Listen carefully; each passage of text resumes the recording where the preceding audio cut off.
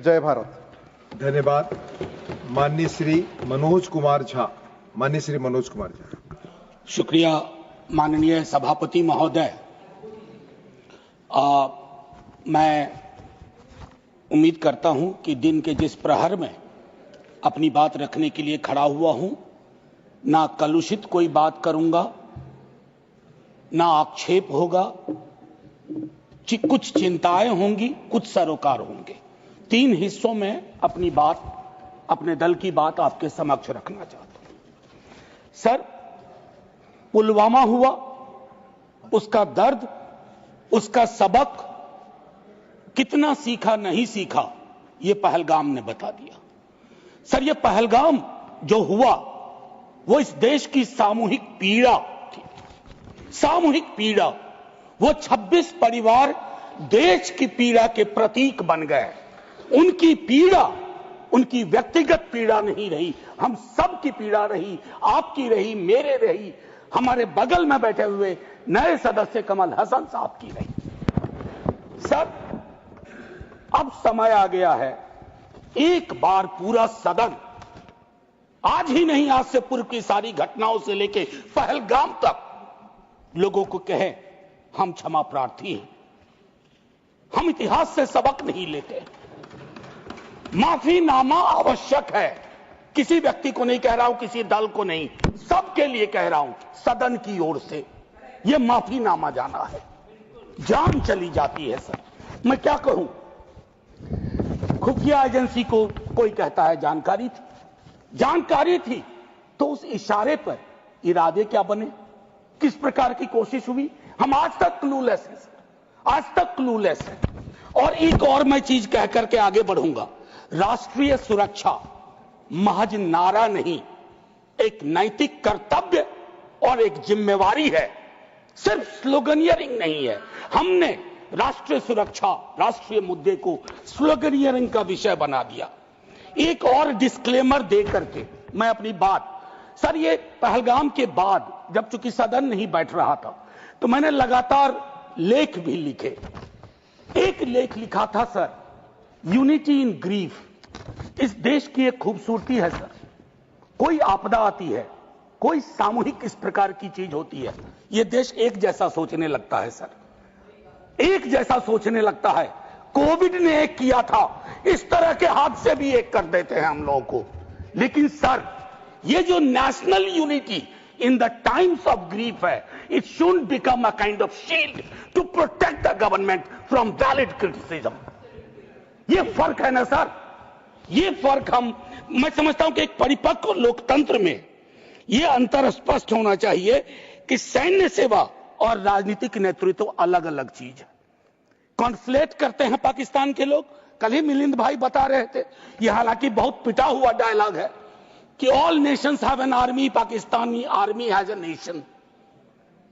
हमारी आर्मी की खूबसूरती रही, जैसा मानस ने कहा अभी, they don't wear any religion, any ideology on their sleeves, in their hearts, everywhere it is the tricolour. हमारा अप्रोच भी वही होना चाहिए। मैं क्यों कह रहा हूं सर ये बात, और क्यों कहने के लिए मजबूर हुआ हूं सर, जब पहलगाम में हुआ वो आतंकी हमला,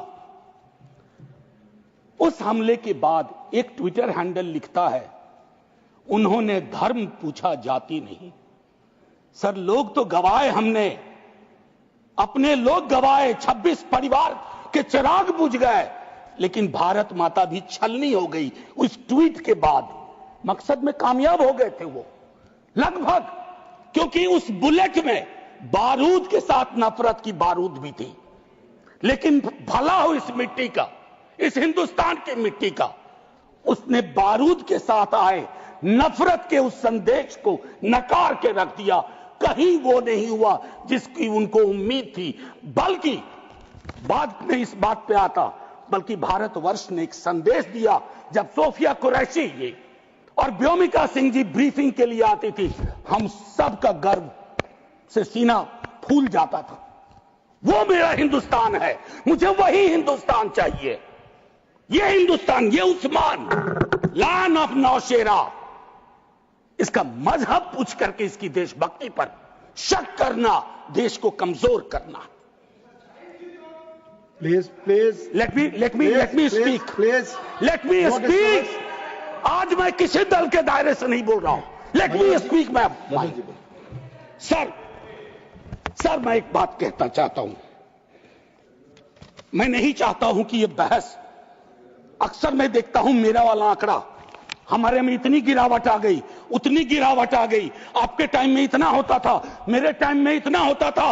जिंदा लोग आंकड़े नहीं होते हैं, उसको आप आर्काइव में नहीं भेज सकते हैं कि फलाना मर गया। आंकड़ा है, आंकड़ा नहीं होता है। घर का चिराग बुझता है, बूढ़े माता पिता को खोने के बाद भी वैक्यूम रहता है। हम कभी मुआवजे, श्रद्धांजलि, पुष्प के आगे कभी ये नहीं सोचते हैं कि ये वैक्यूम, ये कैसे ये वॉइड फिल इन होगा। मैं एक चीज कहना चाहता था महोदय, सच तो यह है कि जवाबदेही तय नहीं होती है।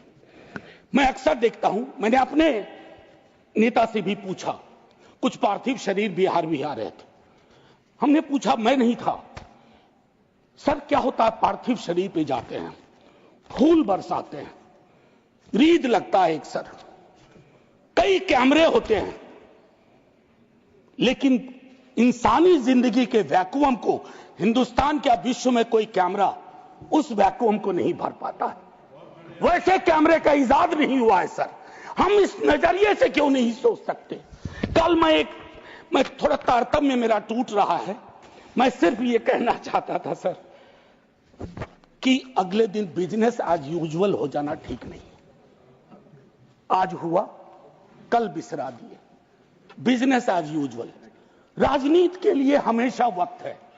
अरे हम आप आतंक पे, सेना के शौर्य पे राजनीति करके क्या करेंगे।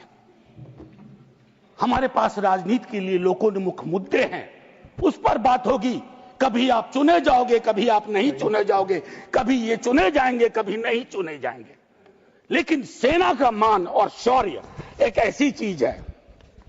सर कल माननीय प्रधानमंत्री जी ने लोकसभा में, मैं सुन रहा था, उन्होंने एक बात कही, मैं भारत का पक्ष रखने आया हूं। ये संसद तो भारत की है, पक्ष और विपक्ष दोनों भारत के हैं। भारत का पक्ष तो इंटरनेशनल फोरम पर रखा, गुडविल मिशन में तमाम सदस्य गए, भारत का पक्ष रखा। आपको सरकार का पक्ष रखना चाहिए था। आपके समक्ष प्रश्न था, जो सरकार से प्रश्न थे, भारत माता से नहीं थे, भारत वर्ष से नहीं था, भारतीय सेना से नहीं थी। ये एक जो चीज होती है। और सर मैंने लिखा, कई बार लिखा, इस सदन में भी कहा है, फिर दोहरा रहा हूं, government is not the nation. कोई भी सरकार चाहे उनकी रही हो या आज आपकी है, आप राष्ट्र के पर्याय नहीं हैं। हम कल खेल में हो या ना हो, हम में से बहुत लोग नहीं रहेंगे, सरकार भी बदल जाएगी, पार्टियां विलुप्त हो जाएंगी, लेकिन यह देश तो भाई रहेगा। इसकी मिट्टी अद्भुत है, यह जिंदा रहेगा। तो देश रहने दीजिए, सरकार अपनी बात करे।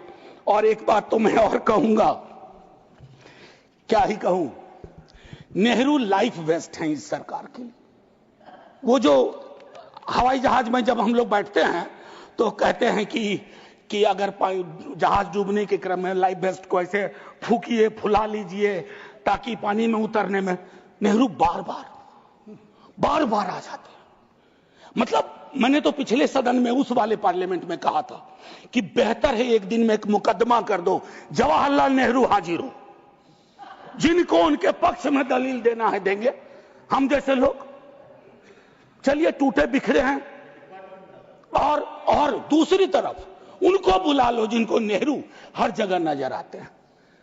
अगर नेहरू इतने वर्षों बाद भी आपको परेशान कर रहे हैं तो कुछ तो बात है, थी उस बंदे में, कुछ तो बात थी।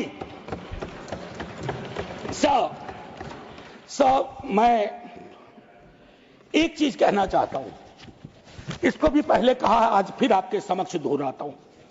पहलगाम हुआ सर, मैंने वो बात कही, जो ट्वीट आया, नफरत, टेलीविजन हाउसेस में डिबेट होने लगे।